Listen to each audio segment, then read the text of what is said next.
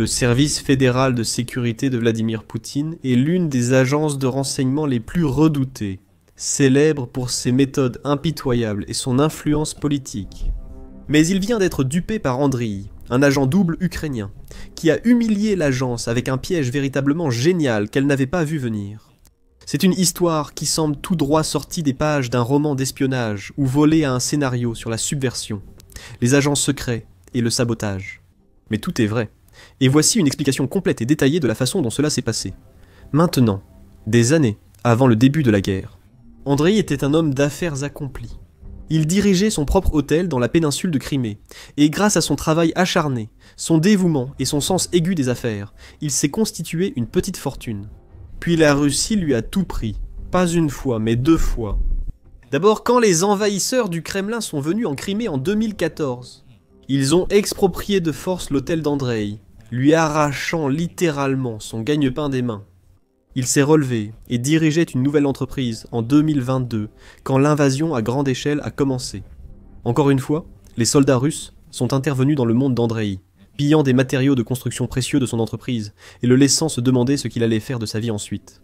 Il nourrissait également, de façon compréhensible, un profond ressentiment envers les envahisseurs russes et espérait avoir un jour la chance de se venger d'eux. André avait alors des contacts au service de sécurité d'Ukraine et les a gardés au fil de la guerre, au cas où il y aurait quelque chose avec lequel il pourrait t'aider. Finalement, l'occasion qu'il attendait s'est présentée. Un problème est survenu à Andreï. Le service fédéral de sécurité russe avait engagé des agents pour faire exploser des bâtiments administratifs. Le service de sécurité d'Ukraine avait besoin d'un moyen de contrer leurs opérations, et André a décidé de donner un coup de main, travaillant avec les agents du service de sécurité d'Ukraine, pour tendre des pièges aux agents du service fédéral de sécurité, et si tout se passait comme prévu, en capturer aussi certains. On soupçonnait que les agents russes utilisaient vos réseaux sociaux comme outils de recrutement, publiant des annonces en ligne, et ciblant des hommes désespérés avec peu d'argent. Alors, Andrei a commencé à écumer ces mêmes réseaux sociaux, à la recherche d'un moyen d'entrer dans les cercles du service fédéral de sécurité. Il a vite repéré des annonces du service fédéral de sécurité et compris leur fonctionnement. Il a appris qu'il commençait par proposer des tâches relativement banales et simples sur les réseaux sociaux, comme taguer à la bombe des symboles nazis sur les murs ou dégrader des biens publics avec les logos de groupes nationalistes ukrainiens. Une fois qu'un agent avait prouvé sa valeur avec ces tâches relativement basiques, il pouvait gravir les échelons. Il obtenait plus de responsabilités et se voyait confier des missions plus difficiles et dangereuses, comme des incendies criminels, avec des paiements bien plus élevés pour ses services. Fort de son expérience en affaires et négociations, Andrei a évité les tâches subalternes. Il a contacté les Russes et les a convaincus qu'ils n'étaient pas intéressés par des tâches réservées aux adolescents des villes. Comme il l'a récemment déclaré au Télégraphe, il a exigé de passer directement à des rôles plus prestigieux et mieux rémunérés. Les Russes ont rapidement appris à lui faire confiance et ont fini par lui confier sa mission la plus importante et la plus dangereuse à ce jour. On lui a ordonné de fabriquer un engin explosif et de faire exploser un bâtiment administratif dans une ville du sud de l'Ukraine. Andriy a accepté. Mais bien sûr, il n'avait aucune intention réelle de détruire quoi que ce soit ou de blesser l'un de ses compatriotes ukrainiens. Cependant, il devait jouer le jeu pour tendre son piège et y attirer un vrai agent russe.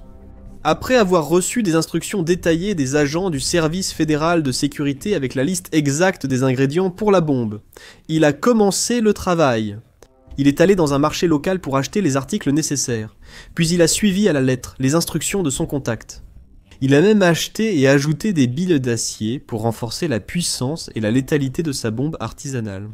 Un officier des services spéciaux russes le surveillait de près pendant qu'il travaillait, s'assurant qu'il ne commette aucune erreur et n'omette aucune étape ou composant lors de la fabrication de l'explosif. Ce que l'officier russe ne savait pas, cependant, c'est qu'Andreï fabriquait secrètement une seconde fausse bombe, remplie de farine inoffensive, mais conçue pour ressembler exactement à la véritable. Son plan était d'échanger les bombes au moment venu afin que personne ne soit blessé. Les Russes se sont retrouvés couverts de farine sur le visage. Mais plusieurs obstacles majeurs se dressaient devant Andreï, dont le risque constant d'être attrapé. Les Russes pouvaient eux-mêmes rendre visite à Andreï pour vérifier qu'il obéissait à leurs ordres, ou par les forces de l'ordre ukrainiennes, qui pouvaient aisément penser qu'il était un vrai agent russe et l'arrêter. Si cela arrivait, Andrei était convaincu que ses contacts au sein du service de sécurité d'Ukraine pourraient l'aider à éviter toute sanction supplémentaire, mais cela perturberait tout de même son plan secret. En outre, si des agents russes ou traîtres figuraient parmi les forces locales, ils auraient pu avertir le service fédéral de sécurité, comme Andrei l'a expliqué au Télégraphe. Après un appel à un officier du service de sécurité d'Ukraine, il serait venu tout régler. Le vrai souci. Un traître potentiel au poste de contrôle. Qui m'arrêterait? Il pourrait me reconnaître, informer les Russes à mon sujet, et je ne pourrais plus jamais participer. Je serais comme une douille usagée. Si cela se produisait, Andrei aurait eu beaucoup de mal à retravailler pour les Russes, et l'Ukraine aurait perdu l'un de ses agents doubles les plus efficaces. Heureusement, cela ne s'est pas produit.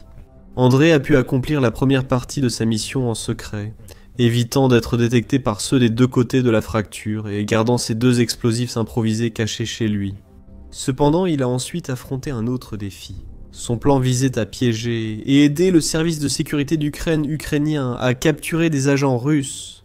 Mais cela n'arriverait pas s'il était le seul impliqué à la fois dans la fabrication de la bombe et dans son dépôt à l'endroit ciblé en ville. Il devait impliquer quelqu'un d'autre, un véritable agent russe, quelqu'un de loyal à la cause du Kremlin, et prêt à blesser ou même à tuer ses compatriotes, juste pour un paiement rapide en espèces. Pour que cela se produise, il avait une lourde tâche devant lui. Il devait persuader son agent du service fédéral de sécurité que même s'il avait pu fabriquer la bombe, il n'était pas prêt à la placer. Encore une fois, pour cette partie de l'opération, Andrei devait compter sur ses talents de persuasion, faire ressortir son côté homme d'affaires et élaborer un récit, assez convaincant pour que l'officier russe sollicite un tiers. Cela a duré plus d'1 semaine. Pendant ce temps, Andrei suppliait l'officier du service fédéral de sécurité de ne pas lui demander de poser la bombe. Il savait que l'explosion visait à tuer des dizaines d'employés dans le bâtiment administratif, mais il affirmait ne pas vouloir avoir du sang sur les mains. Il affichait un faux soutien et de l'admiration pour la Russie, persuadant l'officier de sa loyauté envers le Kremlin et de sa volonté d'agir, mais qu'il n'était tout simplement pas encore prêt à tuer des gens. Il en faut beaucoup pour convaincre un officier du service fédéral de sécurité de changer d'avis ou d'ajuster ses plans. Ce sont des personnes tristement célèbres pour leur brutalité, exécutant les ordres du Kremlin quoi qu'il en coûte, avec presque aucun respect pour la vie humaine. Aucun intérêt, excepté atteindre mécaniquement leur objectif actuel avant de passer au suivant. Très peu de personnes oseraient même essayer de discuter avec l'un de ces officiers, et encore moins y seraient parvenus, sans éveiller de soupçons ni perdre la confiance de leur superviseur pendant le processus. D'une façon ou d'une autre, Andrei a réussi. Il a persuadé l'officier du service fédéral de sécurité de faire venir un agent de plus et de modifier leur plan initial. Désormais, au lieu qu'Andrei doive à la fois fabriquer la bombe et la placer dans le bâtiment ciblé, il lui suffirait simplement de la cacher à un endroit désigné. Un autre agent viendrait récupérer le colis et l'acheminer sur les derniers kilomètres jusqu'à la cible. C'est exactement ce qui s'est passé. Andrei a caché sa bombe et a envoyé l'emplacement à son responsable par service de messagerie courte. Les Russes ont transmis cette information à un autre de leurs agents de confiance qui est arrivé sur place pour récupérer l'explosif. Mais il y avait 2 choses que l'agent de confiance ne savait pas. Premièrement, il n'avait aucune idée que la bombe qu'il avait récupérée était totalement inoffensive, remplie non pas d'explosifs et d'incendiaires, mais d'un simple ingrédient de cuisine sans danger. Il croyait transporter une bombe artisanale assez puissante pour tuer des dizaines de personnes. En réalité, ce n'était qu'un récipient de farine surévalué. Deuxièmement, l'agent ignorait complètement qu'il était surveillé en permanence par le service de sécurité d'Ukraine ukrainien dès son arrivée sur le lieu de récupération. Dès lors, ils ont surveillé chacun de ses gestes, tandis qu'il obéissait à son responsable, transportant la bombe jusqu'à l'entrée du bâtiment administratif à détruire. Les agents ukrainiens sont alors intervenus pour arrêter le dépositaire, exécutant sans faute le piège parfaitement planifié par Andrei. Selon un rapport de suivi de l'agence, l'auteur des faits s'est avéré être un résident sans emploi vivant dans la ville ukrainienne de Ternopil, dans la région occidentale du même nom. Comme tant d'autres personnes désespérées d'argent et prêtes à presque tout pour en gagner. Il est tombé sur certaines des annonces du service fédéral de sécurité sur des chaînes Telegram et a décidé de s'inscrire et d'offrir ses services. Comme les autres recrues, il a d'abord eu des tâches d'essai triviales dans sa région. Il aurait aussi incendié des installations ferroviaires ukrainiennes dans sa ville, avant d'obtenir le droit de participer à une attaque terroriste. Heureusement pour ses futures victimes, ce détenu de confiance s'est associé aux mauvais partenaires. Grâce aux actions d'Andrei, Il est maintenant derrière les barreaux, sans droit à la libération sous caution, et il fait face à la possibilité très réelle d'une peine de prison à vie, ainsi qu'à la confiscation de ses biens, pour de nombreux délits en vertu du code pénal de l'Ukraine. Ces délits incluent le sabotage commis sous la loi martiale, ainsi qu'une tentative d'attentat terroriste. Ces mauvaises décisions l'ont plongé dans de graves ennuis, avec très peu d'espoir pour un quelconque avenir. Andrei, quant à lui, a la satisfaction immense de savoir qu'il a joué son rôle en sauvant des vies, et en humiliant le service fédéral de sécurité en même temps. On éprouve une grande satisfaction morale quand on sauve des vies en détournant l'attention de ce bureau russe corrompu et en utilisant leurs ressources. C'est un véritable héros, et il n'a aucune intention d'arrêter ses actes héroïques de sitôt. Andrei continue de scruter les réseaux sociaux, faisant défiler régulièrement les offres d'emploi sur son téléphone, attendant avec impatience sa prochaine occasion de tendre un piège et de jouer aux Russes à leur propre jeu. Il tombe sur toutes sortes de propositions de la part d'agents du service fédéral de sécurité. Certaines, comme les graffitis et le vandalisme cités, restent basiques et ne rapportent que peu. Les prix ont augmenté récemment, car la Russie tente d'intensifier ses opérations de sabotage sur les territoires ukrainiens, afin de perturber la société du pays et de semer la corruption et la confusion au sein de ses communautés. Andrei le note. Il payait 3 $ pièce avant, mais le prix a augmenté. Il explique aussi le fonctionnement de ses travaux. Tout d'abord, un agent doit dessiner ou peindre les symboles demandés, qui peuvent inclure des croix gammées ou des logos nationalistes sur les murs de la ville ou à d'autres endroits choisis par les Russes. Ils doivent ensuite photographier leur travail et le publier sur un faux site nationaliste ukrainien, créé par les services de renseignement russes. Certaines tâches sont cependant bien plus sérieuses, avec des conséquences bien plus graves pour tous les impliqués. Et les annonces du service fédéral de sécurité sont souvent conçues pour attirer l'attention et séduire ceux qui ont besoin d'argent rapidement. Une annonce, par exemple, commence par ce titre. Vous cherchez un emploi avec un horaire flexible et une rémunération décente. Elle décrit le travail, attaqué par le feu des bâtiments gouvernementaux et bureaux de recrutement en Ukraine. Ensuite, elle énumère plusieurs avantages, citant la confidentialité, une formation professionnelle, un soutien 24H sur 24 et 7J sur 7, ainsi qu'un salaire élevé, allant de 1000 à 5000 $ pour un seul projet, comme faisant partie des bénéfices.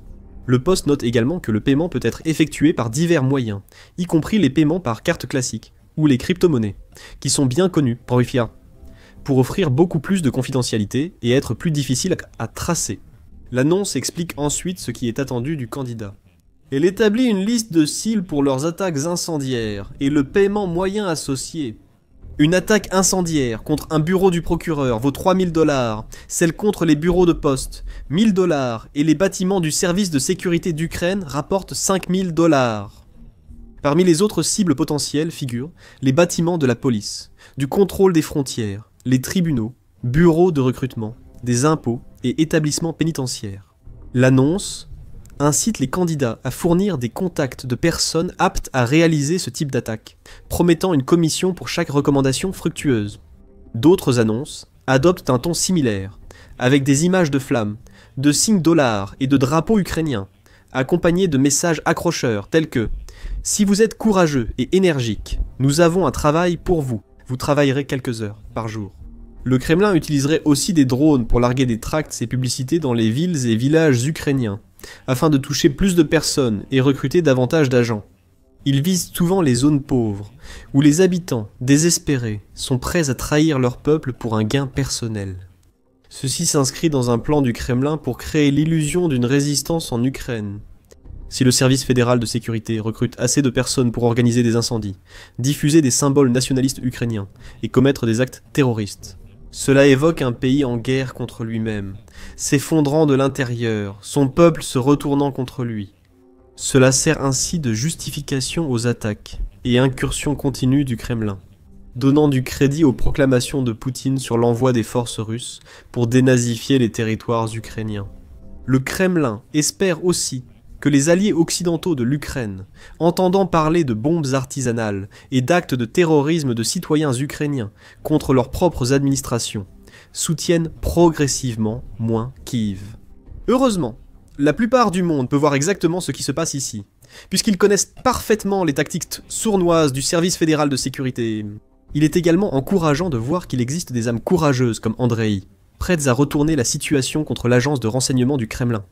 Il fait partie des nombreux agents doubles ukrainiens, œuvrant pour le bien commun, sauvant des vies, aidant à capturer des terroristes et à déjouer les plans de leurs oppresseurs. Et Andreï est fier du travail qu'il accomplit et de la différence qu'il apporte. Il fait tout cela par amour pour son pays et sa famille. Il a aussi rejoint la cause en raison des injustices personnelles subies de la part des occupants russes. Au début, mes amis qui avaient quitté l'Ukraine m'ont demandé qui m'avait ordonné de commencer cette activité. Je n'ai jamais pu comprendre cette question. Je le fais volontairement car je crains pour ma famille et ma vie, l'ennemi ayant envahi notre terre. En travaillant avec le service fédéral de sécurité, Andreï a également beaucoup appris sur leur mode de fonctionnement et a pu transmettre des renseignements inestimables à ses contacts du service de sécurité d'Ukraine.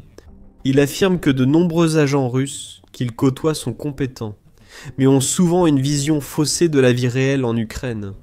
Ils peuvent par exemple proposer de dessiner des symboles nazis près d'une rivière, même si presque personne ne s'y promène.